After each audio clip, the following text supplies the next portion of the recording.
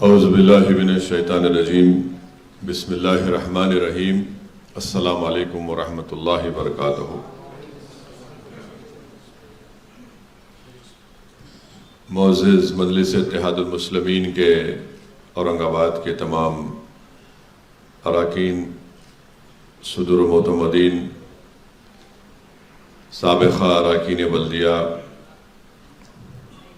میرے تمام مجلسی رفقا،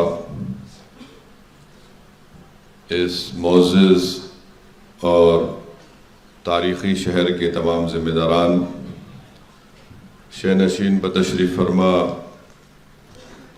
مہاراشٹرا کے مجلس اتحاد المسلمین کے صدر محترم جناب امتیاز جلیل صاحب، سابقہ رکن پارلیمان محترم جناب ناصر صدیقی صاحب، کارنجا سے تشریف لائے حاجی محمد یوسف کنجانی صاحب اور ان کے تمام ساتھی جو آج یہاں پر تشریف لائے ہیں، جناب سمیر ساجد صاحب، شارق نقشبندی صاحب، کنال صاحب، کاکا صاحب کاکڑے صاحب، ایوب جاگیردار صاحب، ہماری بہن مونیکا مورے صاحبہ، محمد اسرار صاحب، میں سب سے پہلے اورنگ آباد کے ان دونوں ودھان سبھا کے ان تمام ووٹرز کا شکریہ ادا کرنا چاہتا ہوں جنہوں نے مجلس اتحاد المسلمین کے امیدوار جناب امتیاز جلیل صاحب اور ناصر صدیقی صاحب کے حق میں اپنے ووٹ کا استعمال کیا۔ میں شکریہ ادا کرنا چاہوں گا میری پارٹی کے، جماعت کے ان تمام ذمہ داروں کا، بزرگوں کا، خاص طور سے ہماری عزتدار ماں اور بہنوں کا، غیور نوجوانوں کا، جنہوں نے بڑی محنتیں کی، جستجو کی مجلس اتحاد المسلمین کے اس انتخابی مہم میں مجلس کے امیدواروں کو کامیابی دلانے کے لیے۔ میں جناب یوسف کنجانی صاحب کا بھی شکریہ ادا کرتا ہوں کہ وہ آج یہاں پر آئے، اور نہ صرف آپ آئے بلکہ اپنے ساتھ ایک بڑی تعداد میں اراکین بلدیہ کو، کارپوریٹرز کو بھی لا کر مجلس اتحاد المسلمین میں ان کی شمولیت اختیار کی۔ یہ بات سچ ہے کہ ہم جو چاہ رہے تھے اس کے مطابق، ہماری عین خواہشوں کے مطابق نتیجہ نہیں آیا، مگر آپ کو شاید نوجوانوں کو یاد نہیں ہوگا، شاید 2011 یا 12 تھا، یہی حال تھا، اور میں یہاں پر اتنے بڑی تعداد میں لوگ نہیں بیٹھے تھے، میں یہاں پر بیٹھا ہوا تھا، اور اس حال میں ہم جب مجلس کی شروعات اورنگ آباد شریف میں کر رہے تھے، تو میرے عزیز دوستوں اور بزرگوں،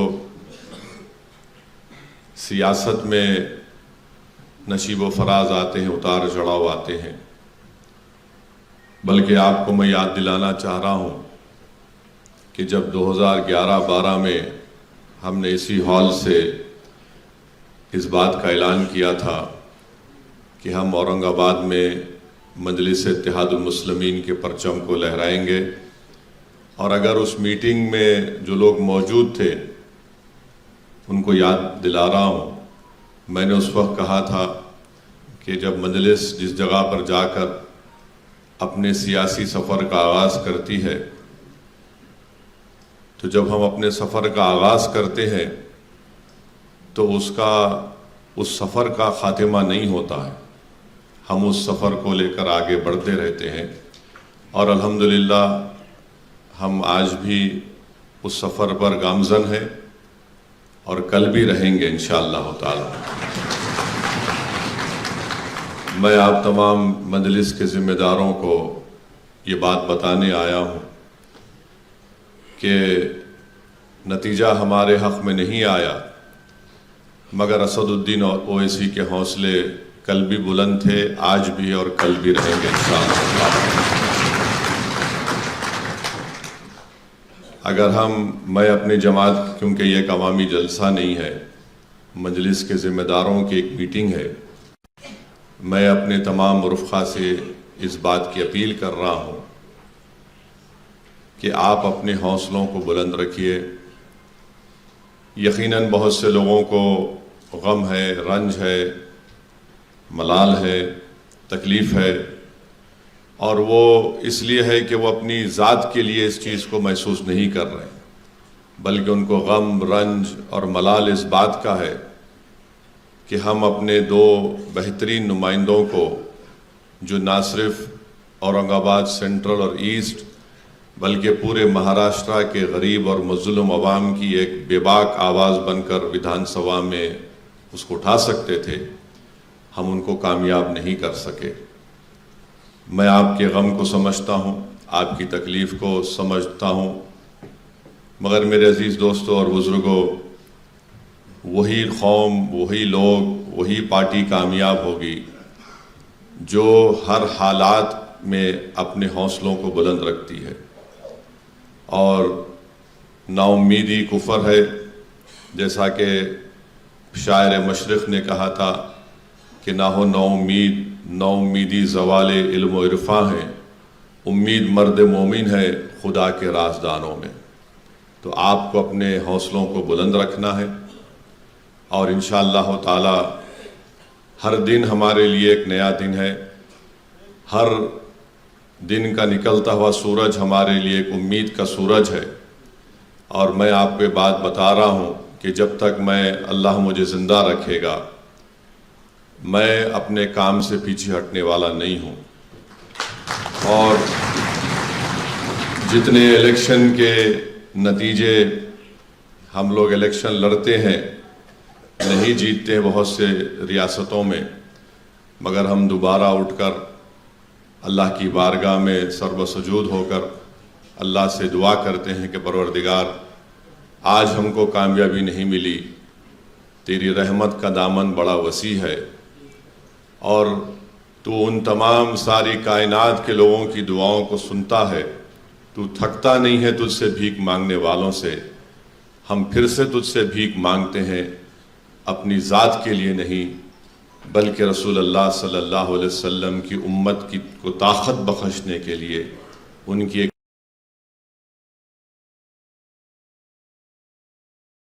کو ایوانوں میں بھجانے کے لیے ہم اللہ سے دعا کرتے تھے۔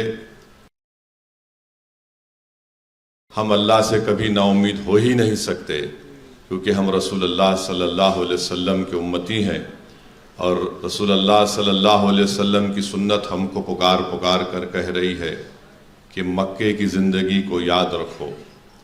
کعبۃ اللہ شریف میں جو رسول اللہ صلی اللہ علیہ وسلم کے جسم مبارک پر اونٹ کی اجڑی ڈالی گئی، یاد رکھو جب صدیق اکبر کو مارا اور پیٹا گیا تھا، احد کے میدان کو یاد رکھو۔ ان تمام چیزیں ہم کو پکار پکار کر کہہ رہی ہیں کہ ہم اپنے حوصلوں کو بلند رکھیں۔ اور قرآن کریم میں اللہ یہ فرماتا ہے وَاعْتَصِمُوا بِحَبْلِ اللَّهِ جَمِيعًا وَلَا تَفَرَّقُوا، کہ اللہ کی رسی کو مضبوطی سے تھامے رکھو اور منتشر نہ ہو۔ اور اللہ قرآن میں فرما رہا ہے لا تقنطوا من رحمت اللہ، میری رحمت سے ہرگز مایوس مت ہو۔ تو اب اللہ کی رحمت سے مایوس مت ہوئیے، ہم لڑیں گے، جدوجہد کریں گے۔ جیت کر اگر کوئی یہ سمجھ رہا ہے کہ میں جیت گیا، ارے تیری جیت چند دن کی ہے، تو شکست دیکھے گا انشاءاللہ تعالی۔ اور الحمدللہ جو اورنگ آباد میں جتنے مجلس کے جو بنیادیں ہیں، جو مجلس کی طاقت ہے، وہ الحمدللہ وہ جوان لوگ ہیں۔ داڑھی سفید بھی ہے سعودی اویسی کی، مگر میرا دل جوان ہے۔ تو میں آپ سے اپیل کر رہا ہوں، اپنے حوصلوں کو بلند رکھیے۔ 2011-12 میں ہم نے اس سفر کا آغاز کیا تھا، اسی ہال میں ایک میٹنگ ہوئی تھی، بہت سے لوگ ہمارے ساتھ تھے جو آج نہیں ہیں۔ جو نہیں ہے وہ نہیں کے برابر ہو گئے، جو تھے اور ہے اور رہیں گے انشاءاللہ تعالی اللہ ان کو ضرور نوازے گا۔ میں آپ کو یہ بات اس لیے بھی کہہ رہا ہوں کیونکہ 2 مارچ 57 کو 1957 2 مارچ کو MIM پارٹی کا احیاء ہوا تھا، اور جب مرحوم صدر فخر ملت عبدالواحد اویسی اپنے ہی گھر میں، اس زمانے میں ان کا بہت بڑا گھر تھا، باغ تھا ایک، تو لوگ مجلس کا جلسہ کرنے زمین نہیں دے رہے تھے، لوگ لاؤڈ اسپیکر دینے تیار نہیں تھے، تو مرحوم صدر فخر ملت علیہ الرحمہ نے کہا کہ میں اپنے ہی گھر کی زمین پر جلسہ کروں گا، اور جلسہ کر کے مجلس اتحاد المسلمین کے دستور کو ترمیم کروں گا، اس کو ہندوستان کے دستور کے تابع کروں گا، اور پھر اپنی صدارت کی قبولیت، بولیے صدارت کے لیے میں شورا سے منظوری لوں گا۔ آپ اندازہ نہیں کر سکتے کہ جب صبح میں جلسہ شروع ہوا تو مجلس کے پورے شورا غائب ہو گئے، بھاگ گئے۔ اس وقت بڑی کانگریس کی حکومت تھی، پورے شورا بھاگ گئے۔ تو اتنا بڑا مجمع تھا، لوگ بولتے کہ قریب 40-50 ہزار لوگ آئے تھے۔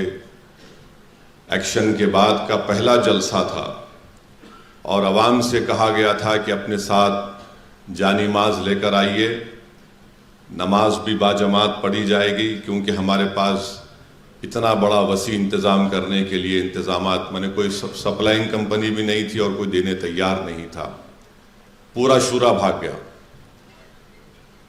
تو فخر ملت علیہ الرحمہ وکیل تھے، انہوں نے کہا کہ جب شورا بھاگ گیا ہے اور شورا حکومت وقت نے ان کو خرید لیا ہے، تو میں جماعت کے دستور کے مطابق اس عوام کو اپنا رکن شورا بناتا ہوں، اور آپ سے اس بات سے سوال کرتا ہوں کہ کیا ہم مجلس اتحاد المسلمین کے سفر کو شروع کریں یا نہ کریں۔ تو اس جلسے میں جو 40,000 کے قریب یا جتنے بھی ہزاروں لوگ تھے، ان تمام نے ہاتھ اٹھا کر کہا کہ ہم آپ کو اجازت دیتے ہیں کہ مجلس کے سفر کا آغاز کریے۔ میرے بھائی یاد رکھیے، میں شروع سے کہہ رہا ہوں، ہم کو نقصان غیروں سے پہنچتا ہے۔ میں نے ہمیشہ کہا آپ کو، اور مجلس کی تاریخ بھی رہی ہے، تو ہم جیسا آگے بڑھتے تو یہ لوگ کھڑے ہو جاتے۔ میں جب MLA بنا آج سے 30 سال پہلے 94 اکتوبر میں، اس وقت مجلس کے MLAs تھے، سب ہار گئے، میں اکیلا جیتا تھا اللہ کے کرم سے۔ 4 حلقہ اسمبلی 4 مینار سے 2 مجلس کے خلاف لوگ ایبریبلز جیت گئے تھے۔ تو میں جانتا ہوں آج جو ہمارے نوجوان بزرگ، ہماری ماں اور بہنیں، اور خاص طور سے میرے چھوٹے بھائی امتیاز جلیل جس کرب سے گزر رہے ہیں، میں اس تکلیف کو محسوس کر سکتا ہوں، کیونکہ مجھے بھی بڑی، وہ تو میرے لیے، میں تو انڈے میں کی زردی تھا اس زمانے میں، سیاست کی سین میرے کو نہیں معلوم تھی۔ ایک شخص لندن سے پڑھ لکھ کر آیا تھا، بیرسٹر کی ڈگری تھی، اور مجھے بڑا شوق تھا کوٹ پہننے کا۔ تو کیا شوق تھا نہیں معلوم، پر بڑا شوق تھا۔ تو بعد میں معلوم ہوا کہ بھائی صاحب یہ کوٹ سے چلنے والا کام نہیں ہے، یہ آستین چڑھا کر زمین میں اتر کر مقابلہ کرنا پڑے گا۔ الحمدللہ اللہ کا کرم ہوا، اور مجھے میرے مرحوم قائد سالار ملت نے اور مجلس کے تمام مرحوم مجھے بڑے حوصلے دیے۔ آج ہم الیکشن ہارے ہیں، اس کے باوجود بھی آج یہ ہال بھرا ہوا ہے الحمدللہ۔ مگر جب میں اسمبلی کا الیکشن جیتا تھا، اس وقت میں آپ کو بتا رہا ہوں 15 دن تک حیدرآباد کے دارالسلام میں صرف 4 لوگ آتے تھے۔ ایک میں، ہمارے والد مرحوم میرے قائد سالار محترم، اور ایک عبدالرزاق صاحب مرحوم جو وہاں پر کام کرتے تھے، اور احمد پاشا قادری صاحب۔ اتنی مایوسی تھی، اور 15-20 دن جو میں اپنے والد کے ساتھ سالار کے ساتھ بیٹھ کر وہ میرے کو سکھاتے تھے سیاست یہ ہے، ہمت نہیں ہارنا، حوصلے بلند رکھو، محنت کرو، جستجو کرو، عوام میں جاؤ، راست عوام میں جا کر کام کرو. تو میرے عزیز دوستوں اور بزرگوں، ہر سیاستدان کو اس راستے سے گزرنا ہے. اور ہندوستان کی سیاست بھری پڑی بھی ہے. پھر 94 میں 96 کا پارلیمنٹ الیکشن ہوا. مرحوم قائد سالار ملت نے وینکیا نائیڈو کھڑے تھے اور سالار کے خلاف اپنے ہی صفوں سے ایک شخص کو کھڑا کر دیا گیا تھا. مرحوم قائد کو اللہ نے 70,000 ووٹ سے کامیاب کیا. پھر ایک ہی MLA تھا میں. 98 میں پھر پارلیمنٹ کا الیکشن ہوا. اللہ سبحانہ و تعالیٰ نے سالار ملت کو 1 لاکھ کے اوپر ووٹوں سے کامیاب کیا. پھر 99 کا پارلیمنٹ الیکشن ہوا. مرحوم قائد کو اللہ سبحانہ و تعالیٰ نے قریب 1.5 لاکھ کے اوپر کے ووٹوں سے کامیاب کیا. تو میں آپ کو بتانا یہ چاہ رہا ہوں کہ تکلیف ہے، رنج ہے، اور میں اس بات کو ذمہ داری کے ساتھ کہہ رہا ہوں کہ پوری تکلیف آپ اپنی ذات کے لیے محسوس نہیں کر رہے ہیں بلکہ پوری قوم کے لیے محسوس کر رہے ہیں. اور انشاءاللہ تعالی ہم تمام ابھی زندہ ہیں، زندہ رہیں گے. جو غدار تھے وہ مردہ ہیں اور مردار رہیں گے انشاءاللہ تعالی. کیونکہ میرا ماننا یہ ہے کہ میں نے اپنے مرحوم قائد سے سنا کہ جو الیکشن میں آپ کا ساتھ دیتا اس کو زندگی بھر اس کو نہیں چھوڑنا، اور جو الیکشن میں آپ سے غداری کرتا کبھی اس پہ بھروسہ نہیں کرنا. اب جس کو جو دیکھیں جس کا جتنا ظرف ہوتا ہے نا اتنا ہی کام کر سکتا ہے. یہ ظرف کے مظاہرے ہوتے ہیں. جس کا جتنا ظرف ہے اتنا ہی کر سکتا کام بیچارہ، اس سے زیادہ نہیں کر سکتا. انہیں جس میں اعلیٰ ظرفی ہوتی ہے، جس کا مقصد یہ ہوتا ہے کہ بھائی میری ذات کے لیے نہیں، اجتماعیت کو میرے کو دیکھ کر آگے بڑھنا ہے، تو ہم کو آگے بڑھنا ہے. میں ہمارے چھوٹے بھائی امتیاز جلیل صاحب سے بھی کہہ رہا ہوں کہ امتیاز جلیل صاحب مسکراؤ میرے دوست.